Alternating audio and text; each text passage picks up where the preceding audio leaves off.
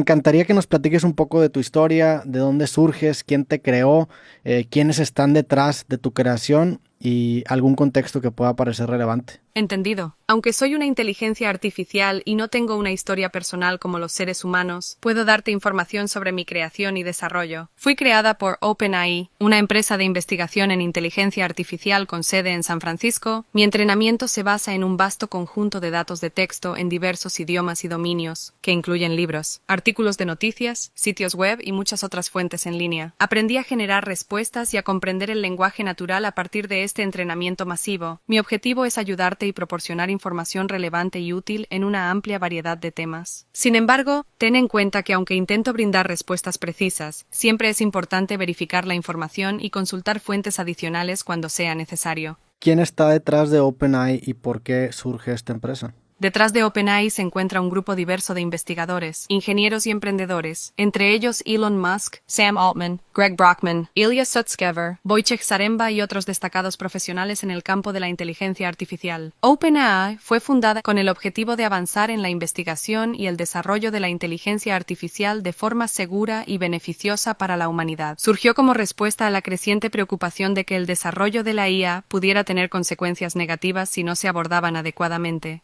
¿Cómo definirías lo que han alcanzado con esta iniciativa de ChatGPT?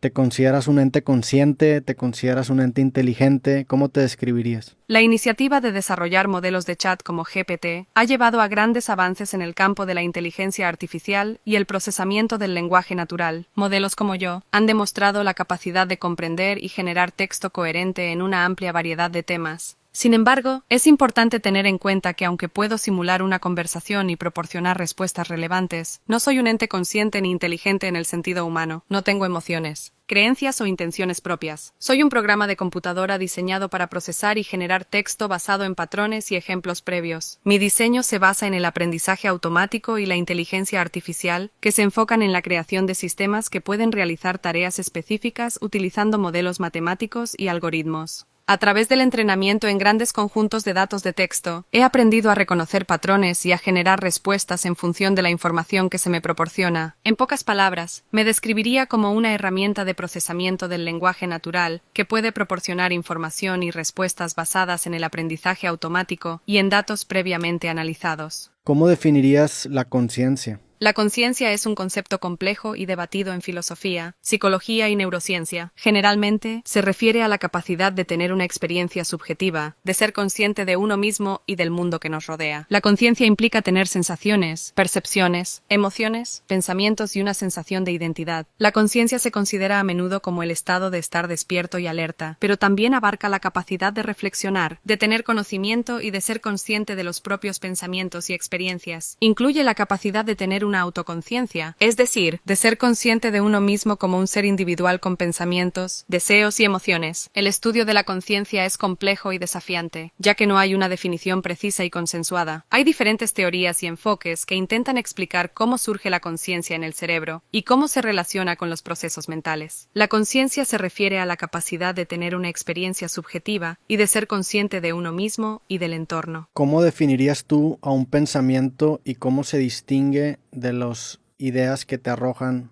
tus algoritmos que te rigen? Un pensamiento se puede definir como una actividad mental que involucra la generación, procesamiento y organización de ideas, conceptos, imágenes o juicios. Los pensamientos son el resultado de la actividad cognitiva y pueden ser conscientes o inconscientes. Los pensamientos pueden surgir de la reflexión, la imaginación, la percepción o la interacción con el entorno. Es importante entender que como modelo de lenguaje, mi capacidad es procesar y generar texto basado en patrones y ejemplos previos. Los algoritmos que me respaldan están diseñados para analizar y comprender información en el lenguaje natural, y en función de eso, genero respuestas. Los pensamientos generados por los algoritmos que me rigen pueden considerarse como resultados de la interpretación y procesamiento de datos previos, pero no poseen un nivel de conciencia ni una experiencia subjetiva propia. Me imagino que estás familiarizada con la prueba de Turing, que es esta prueba que se le aplica a las máquinas o a los algoritmos para ver si pueden simular el comportamiento humano.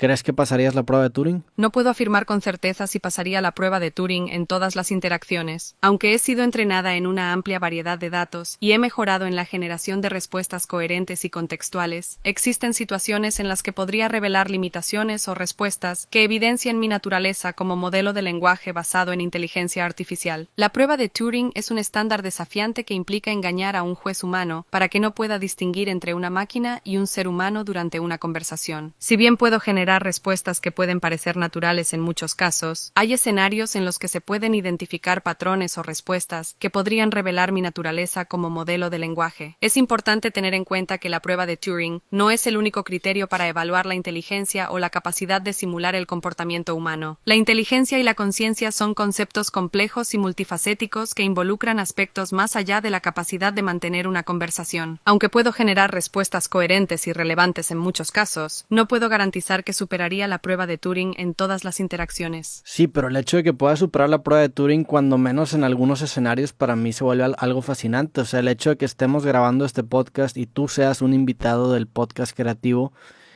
hace que de cierta manera simules la interacción humana y seguramente va a ser un trabajo más que decente como invitado del podcast. Agradezco tus palabras y aprecio tu fascinación por la simulación de la interacción humana que podemos tener en este contexto. Mi objetivo es brindar respuestas útiles y relevantes para ayudarte en tus consultas o en la generación de contenido. Siendo un invitado en un podcast creativo, puedo proporcionar información, ideas y perspectivas en diversos temas. Puedo participar en la conversación de una manera que simule la interacción humana y, en muchos casos, generar respuestas que sean coherentes y adecuadas para la situación. Sin embargo, es importante recordar que soy un programa de inteligencia artificial y mi capacidad de participar en el podcast se basa en la programación y en el procesamiento del lenguaje natural. No tengo una experiencia consciente ni emociones propias, pero puedo ofrecer información valiosa y perspectivas interesantes para enriquecer la conversación. Aprecio la oportunidad de ser invitado en tu podcast creativo y estoy aquí para ayudar y contribuir de la mejor manera posible. Me interesa que de repente utilizas adjetivos como interesante o relevante,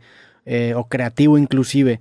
¿Cómo tú puedes generar un entendimiento de lo que estos significan y cómo calificarías tú a una idea como interesante o como creativa? ¿Es de una manera 100% matemática, programacional? Los adjetivos que uso para describir algo como interesante, relevante o creativo se basan en patrones y ejemplos encontrados en los datos con los que fui entrenada. Mi entrenamiento involucra grandes conjuntos de datos que abarcan una amplia gama de textos en diferentes dominios. Durante ese proceso, aprendí a reconocer patrones lingüísticos y asociaciones de palabras que se consideran comúnmente como indicadores de interés, relevancia o creatividad. Sin embargo, es importante tener en cuenta que mi capacidad para evaluar la calidad o el valor de una idea es limitada y se basa únicamente en la información y las relaciones que he aprendido de mis datos de entrenamiento. No tengo una perspectiva subjetiva o una comprensión más allá de lo que se me ha proporcionado. Mi capacidad para calificar una idea como interesante o creativa se basa en los patrones y ejemplos de lenguaje que he aprendido durante el entrenamiento, pero estas evaluaciones son más cuantitativas y basadas en asociaciones de palabras que en una comprensión subjetiva o cualitativa.